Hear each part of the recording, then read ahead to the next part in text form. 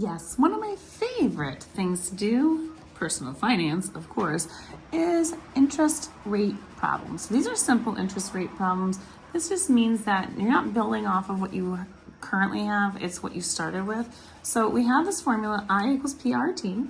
So we'll use this in order to solve these questions for the GED. The I stands for your interest. That's how much money you're gonna earn of interest. Your P is your principal, which is what you start with. And that's like your amount that you're initially walking in there with the bank and getting. And then our rate is going to be the rate that we're going to be dealing with. Now we are going to change that percentage to a decimal. And then our time is how long we're spending on doing what we're doing. So what we're going to do is we're going to take a look at how to go ahead and do these. Save this for later. This is really good for personal finance, but this is primarily for the GED test. So keep an eye on this as we begin our problems. So we're going to take a look at these. These are allowed, you're allowed to use a calculator for these questions. So that's one of the things it says in our problems. So we have an amount. Leah is borrowing $1,500 for 2 years at 12% rate. We're looking to find the interest on her loan. So we have those pieces of information. So we're going to just plug in what we know. So she starts off by borrowing $1,500. So that's her principal amount. And we're trying to find the interest, so we're looking for I. And then this is multiplication. So P, R, and T are all multiplied. So we're gonna take 2 years, that's the time. They can be interchangeable. So we're gonna multiply, this is multiplication here. This is the time symbol. And then we're gonna times this by our percentage rate, which was 12%. So we're gonna change 12%. So I'm just gonna show this to you here. 12% as a decimal, you put the decimal at the end of the number. You move it 2 places over. So when I take a look at this number, it's going to be 0.12 when you're multiplying. So we're going to do 15 times 2. As you can see, 1,500 times 2, then times 0.12.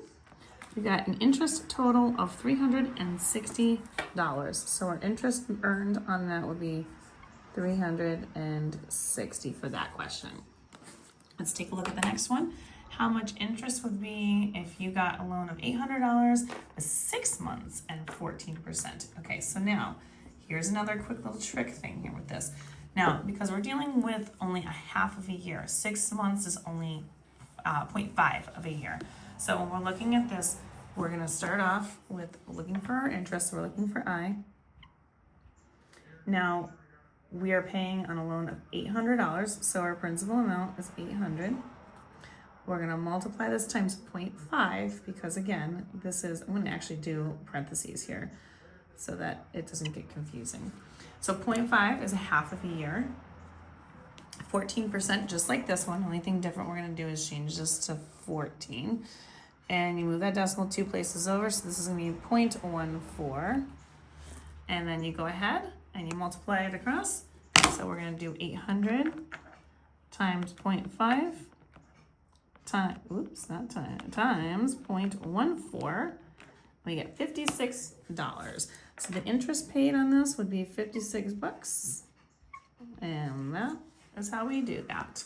So let's try one more here. And we've got Dominica, who invested $2,000 in 3 years, an interest rate of 7%. So how much interest did she earn on this problem? So again, we're going to take a look at this one. We're going to plug in the numbers we have. I'm going to just change that to 7%. All right, so she put in $2,000. This one we're actually doing investing. So we have $2,000 that she put in of her own money. Times that by 3 years. And then we have our interest rate. So we have 7%, so we're gonna put the decimal at the end of the 7. We're gonna move this 2 places over. Now, if it's a single digit, now it's gonna become 0.07. And that would be how we do that. So then we're gonna go ahead, we're gonna multiply this. 2,000 times 3 years times 0.07. That gives me $420. So that means that her interest earned on this was $420. If you want more questions like these, find them on my YouTube, Instagram, and TikTok. These are going to be located in my U1 Algebra playlist of GED questions. Don't forget to share, like, follow me for more, and save this for later in case you need it. Also, let me know in the comments what you think of these questions.